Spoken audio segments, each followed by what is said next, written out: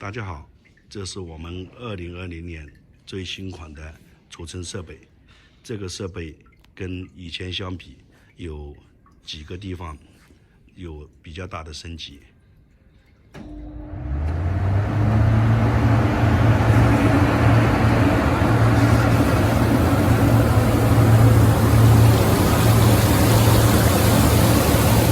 个水泵冲上的水会通过这个管道喷出来，完全无间隙的喷到上面的玻璃层。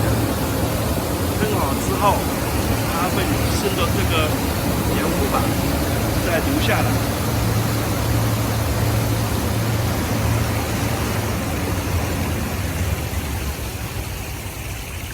另外，这个盐湖板可以很轻松的把它一个人把它打开。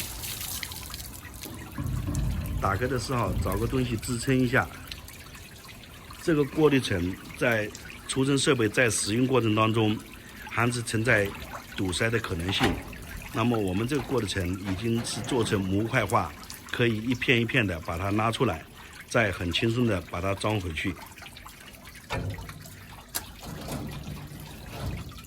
上面一层过滤层，整排过滤层可以从中间把它取出来，再从两边往中间推，也可以整块的拉出来。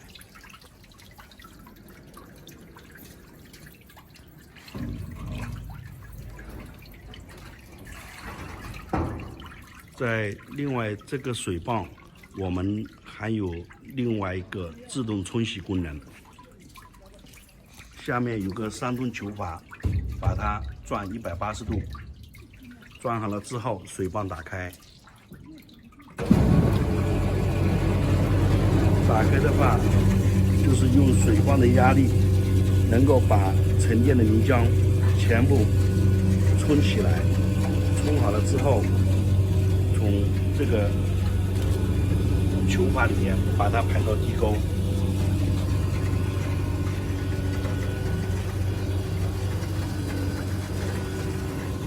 另外，就这台设备尺寸比以前进一步精简了，现在设备高度可以做到2.2米高。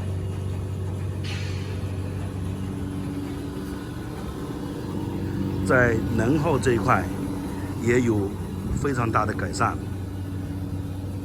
这台4米的设备用的是3台0.68千瓦的风机，总的功率只有2.0几个千瓦，加上水泵，总的功率在2.8左右。跟以前的设备相比，能耗降低了50%。